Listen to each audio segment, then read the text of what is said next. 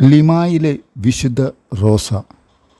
തെക്കേ അമേരിക്ക ലോകത്തിന് നൽകിയ ആദ്യ വിശുദ്ധ പുഷ്പമാണ് ലിമായിലെ വിശുദ്ധ റോസ. 1586 പെറുവിൻ്റെ തലസ്ഥാനമായ ലിമായിലാണ് വിശുദ്ധ റോസ ജനിച്ചത്.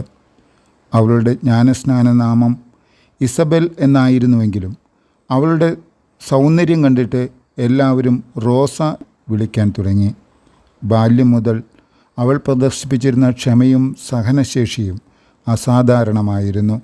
സിയന്നായിലെ വിശുദ്ധ കാതറിൻ്റെ മാതൃകയെ അനുകരിച്ചുകൊണ്ട് അവൾ ഡൊമിനിക്കൻ മൂന്നാം സഭയിൽ ചേരുകയും കാരുണ്യപ്രവർത്തനങ്ങൾക്കായി തന്നെ സമർപ്പിക്കുകയും ചെയ്തു.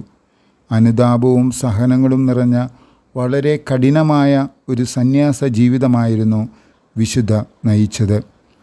ഇന്ത്യക്കാരെ സുവിശേഷവൽക്കരിക്കുക എന്നതായിരുന്നു റോസയുടെ ആഗ്രഹം.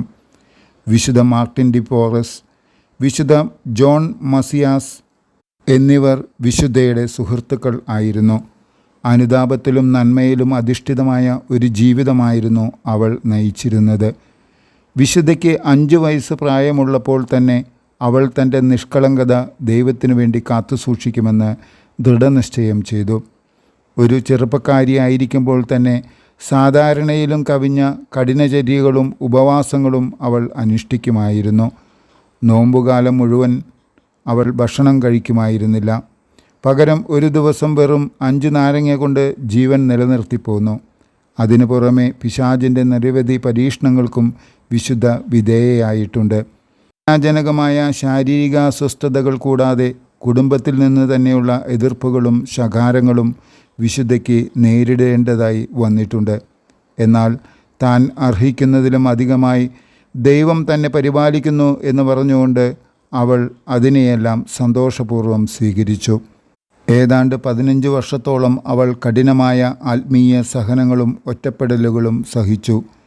1617 ഓഗസ്റ്റ് 24 പരിശുദ്ധ കന്യകയുടെ കാവൽ മാലാഖ അവളെ തൻ്റെ സ്വർഗീയ മണവാളൻ്റെ പക്കലേക്ക് കൂട്ടിക്കൊണ്ടുപോയി. 1671 ക്ലെമൻ്റ് 10 മാർപ്പാപ്പയാണ് റോസയെ വിശുദ്ധയായി പ്രഖ്യാപിക്കുന്നത്. തൻ്റെ വിശുദ്ധീകരണ ലേഖനത്തിൽ മാർപ്പാപ്പ ഇപ്രകാരം പറഞ്ഞിരിക്കുന്നു: പെറു കണ്ടുപിടിക്കുന്നതിന് ശേഷം ഇതുവരെ അനുതാപത്തിനു വേണ്ടി ഇത്രത്തോളം ജനകീയ ആവേശമുളവാക്കിയ മറ്റൊരു പ്രേക്ഷിത ഉണ്ടായിട്ടില്ല.